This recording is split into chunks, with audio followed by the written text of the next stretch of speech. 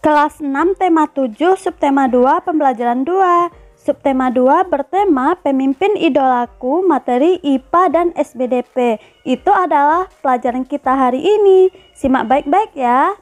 KD yang akan kita bahas adalah IPA 3.2, menghubungkan ciri pubertas pada laki-laki dan perempuan dengan kesehatan reproduksi. Untuk KD SBDP 3.2, memahami interval nada.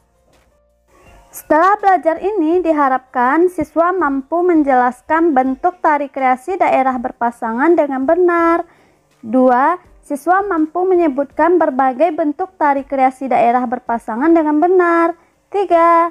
Siswa mampu menjelaskan upaya menjaga kesehatan reproduksi pada masa pubertas dengan baik. 4. Siswa mampu membuat rencana karya berisi cara menjaga kesehatan reproduksi pada masa pubertas dengan baik.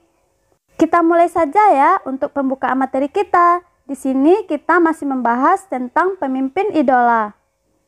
Sebelumnya kita lihat dulu percakapan anak ini. Apakah kamu pernah mendengar nama Bagong Kussudiardjo?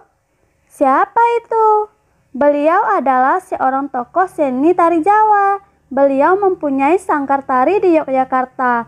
Beliau menciptakan banyak karya tari. Beliau juga memimpin pertunjukan tari. Iya, benar. Bagong Kussudiardjo itu merupakan seorang seniman serbabisa. Beliau lahir di Yogyakarta pada tanggal 9 Oktober 1928. Beliau sempat menimba ilmu di Akademi Seni Rupa Indonesia atau ASRI yang ada di Yogyakarta pada tahun 1954. Pada tahun 1957, beliau belajar koreografi dari tokoh tari modern Martha Graham di New York, Amerika Serikat. Pak Bagong merintis karir di dunia seni sebagai penari Jawa klasik.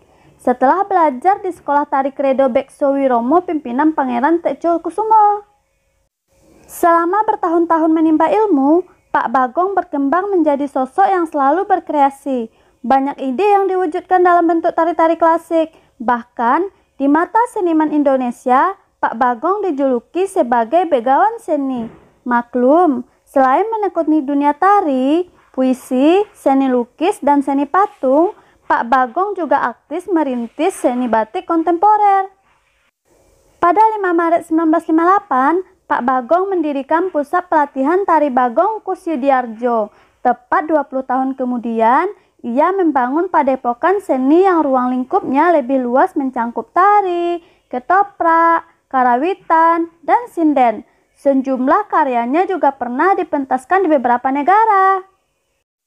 Atas kesetiaan terhadap dunia seni, Pak Bagong mendapat anugerah karya Cipta Putra Bangsa dan penghargaan dari Sri Paus Paulus VI.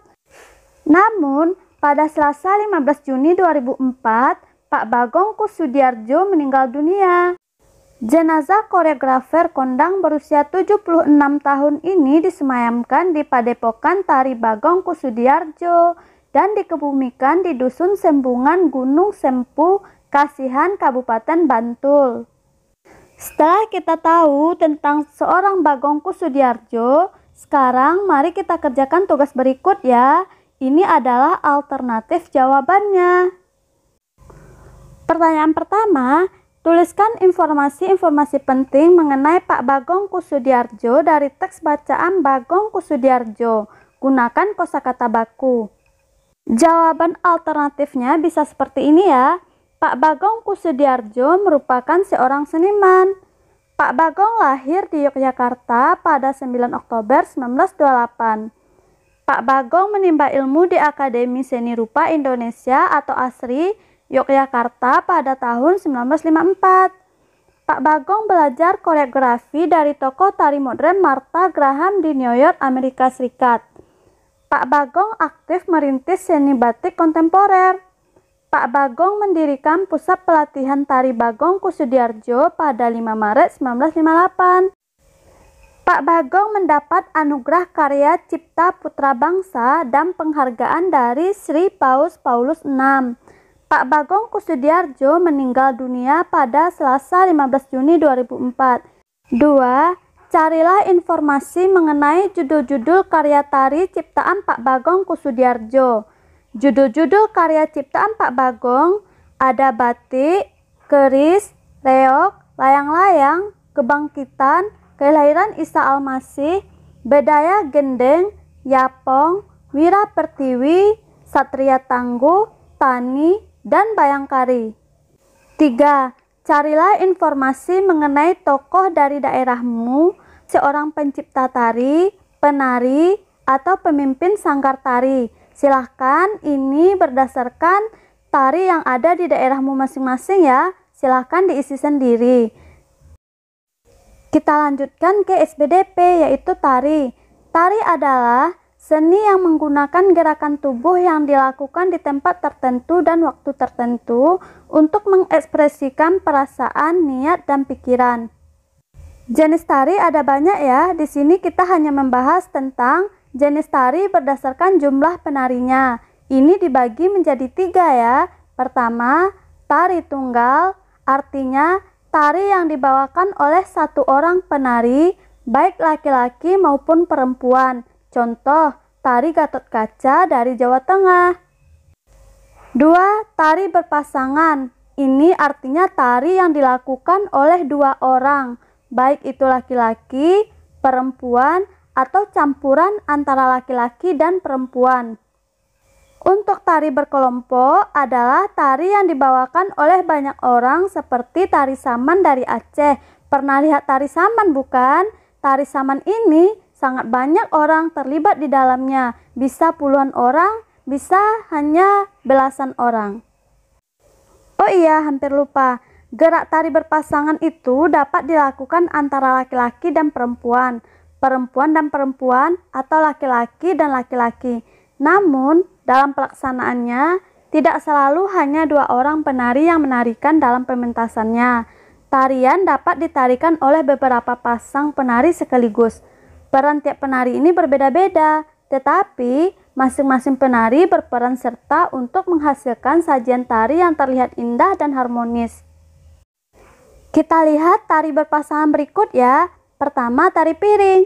Tari piring ini berasal dari daerah Minangkabau, Padang, Sumatera Barat. Pada zaman dahulu, tari ini dipentaskan saat panen sebagai ungkapan rasa gembira dan syukur. Sesuai dengan perkembangan zaman, tari ini dipentaskan untuk acara-acara penting seperti acara pernikahan, dibawakan dalam bentuk berpasangan antara putra dan putri yang terdapat dalam sebuah kelompok pementasan. Kedua, tari serampang 12. Pernah melihat tari ini ya? Tari yang memakai kain selendang. Tari ini terkenal di daerah Melayu, daerah Sumatera Utara, Sumatera Barat, dan Riau. Tari serampang 12 ini merupakan tari pergaulan yang ditarikan secara berpasangan sejenis atau putra dengan putri. Tari serampang 12 ini diciptakan oleh Sauti pada tahun 1940-an. Tari ini terdiri 12 pola gerak, pola edar, dan tata urutan yang didasari oleh gerakan yang ada dalam tari Melayu, seperti tari Mainang, tari Ronggeng Melayu, dan tari Zapin. Tari Zapin ini sering dipentaskan di Kalimantan Barat. Pernah lihat ya tari Zapin seperti apa? Ini gambarnya. Selanjutnya adalah tari payung. Tari payung adalah tari yang dibawakan secara berpasangan. Tarian ini dibawakan oleh sepasang muda-mudi dan menggunakan payung. Payung lebih banyak digunakan oleh penari laki-laki, sedangkan penari wanita mengekspresikan gerakannya dengan permainan selendang. Busana pria biasanya terdiri dari 1 setel baju kecak musang, kain saping, dan tanduk atau songkok. Busana penari wanita meliputi 1 setel kebaya labu, kain songket, ikat pinggang, dan selendang. Keempat, tari legong. Tari legong ini dimainkan oleh 2 orang penari perempuan. Tarian ini biasanya untuk ritual persembahan. Dahulu tari ini dimainkan atau ditarikan oleh gadis yang belum pernah menstruasi. Namun seiring perkembangan zaman, sekarang tari ini hanya sebagai media hiburan. Aturan lama sudah ditinggalkan. Dan biasanya penari selalu membawa kipas sebagai alat bantu. Nah, tari Janger lagi ya. Tari Janger ini merupakan tari yang berasal dari Bali, dipentaskan oleh 10 orang, terdiri dari pasangan muda-mudi. 5 penari pria disebut kecak, 5 penari wanita disebut Janger. Para penari menari sambil menyanyikan lagu Janger secara bersaut-sautan. Tari ini mengangkat kisah atau drama tentang Arjuna Wiwaha, Sunda Upasada, dan lain sebagainya. Tari Janger ini tidak sepopuler tari kecak dan tari pendet. Tarian ini sebenarnya memiliki makna yang mendalam loh. Selanjutnya, tari Ketuk Tilu. Tari ini berasal dari Jawa Barat. Tari ini merupakan cikal bakal lahirnya tari Jaipong Karawang. Selanjutnya, tari Bambangan Cakil. Tari ini berasal dari Jawa Tengah. Tari ini menceritakan tentang adegan perang seorang kesatria melawan raksasa. Kesatria tersebut bernama Janaka yang bersifat halus dan lemah lembut sebagai lambang kebaikan.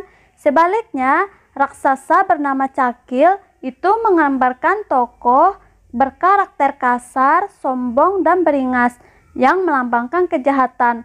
Makna yang terkandung dalam tarian ini adalah segala bentuk kejahatan dan kemungkaran pasti akan kalah dengan kebaikan. Selanjutnya, tari Zapin. Tari Zapin ini berasal dari Riau.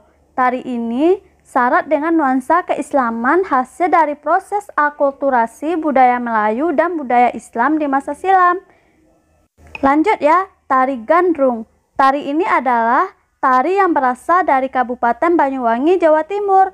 Dalam pementasan tarian ini didukung oleh berbagai unsur, yaitu penari, pemusik, alat musik, nyanyian, dan gerak tari. Tari ini biasanya dilakukan berpasangan antara perempuan dan laki-laki. Penari perempuan dikenal dengan gandrung, penari laki-laki sebagai paja. Musik pengiringnya adalah kempul atau gong, klanting, biola, kendang, dan ketuk. Tari ini merupakan wujud rasa syukur masyarakat setiap kali setelah panen. Tari Gandrung ini merupakan ciri khas dari tari Banyuwangi, sehingga menjadi maskota Kabupaten Banyuwangi. Selanjutnya, tari Golek Menak. Tari ini berasal dari Keraton Yogyakarta. Tari ini diciptakan oleh Sri Sultan Hamengkubuwono IX dan pertama kali dipentaskan pada tahun 1941. Kita lihat percakapan berikut ya. Tarian yang panjang dan gerak tari yang bersemangat dapat menyebabkan penari berkeringat banyak. Kemudian dijawab lagi oleh yang satu lagi. Iya, betul. Oleh karena itu, para penari sangat memperhatikan kebersihan badannya. Kita juga harus menjaga kebersihan badan. Tahukah kamu, remaja yang sedang dalam masa pubertas biasanya banyak beraktivitas. Kelenjar keringat dan kelenjar minyak akan lebih aktif akibat pengaruh hormon. Apabila kamu tidak memperhatikan kebersihan badan dan pakaian, tentu akan menimbulkan masalah bagi kesehatan dan dalam pergaulan bersama teman. Untuk menghadapi itu semua, bagaimana ya caranya? Jadi, kamu pada masa pubertas ini harus rajin merawat diri ya, serta selalu jaga kesehatan terutama organ reproduksi. Karena pada masa ini kita akan rentan berkeringat seperti yang dibilang tadi. Sekarang bagaimana ya caranya untuk menjaga itu semua? Yuk kita simak video ini ya. Untuk menjaga kesehatan reproduksi kita, yang pertama yang harus kita lakukan adalah memakai handuk yang lembut, kering, bersih, dan tidak berbau atau lembab. Kedua, memakai celana dalam dengan bahan yang mudah menyerap keringat. Ketiga, ganti pakaian dalam minimal 2 kali sehari. 4. Bagi remaja perempuan, bersihkan alat kelamin setelah buang air kecil maupun buang air besar dengan cara menyeka dengan tisu atau handuk bersih dari arah depan ke belakang. Jangan kebalik ya. Jangan dari arah belakang ke depan. Karena jika terbalik itu akan masuk ke dalam organ reproduksi kita yang menyebabkan timbulnya kuman dan bakteri. Bagi laki-laki dianjurkan untuk menjalani khitan ya, tujuannya untuk mencegah penyakit menular serta menurunkan risiko terkena kanker. Setelah kita mengetahui cara menjaga kesehatan reproduksi, sekarang giliran Mula yang akan membuat sebuah karya berdasarkan cara-cara menjaga kesehatan reproduksi. Kamu bisa membuatnya dalam bentuk poster atau buklet. Rencana karya bisa seperti ini ya. Jenis karya, poster atau buklet, bahan dan alat yang dipakai, seperti kertas, karton, pensil warna, krayon, spidol, gunting, lem, penggaris, gambar clipping, dan sebagainya. Untuk isi dalam karya, yang diisi di sana adalah nanti cara menjaga organ reproduksi. Isi tulisan dipercantik dengan tambahan tempelan-tempelan pada gambar ya, yang sesuai serta diagram atau peta pikiran yang relevan. Contohnya bisa seperti ini ya, silahkan diamati. Dan selamat bekerja. Untuk pelajaran hari ini sampai di sini dulu ya. Assalamualaikum warahmatullahi wabarakatuh.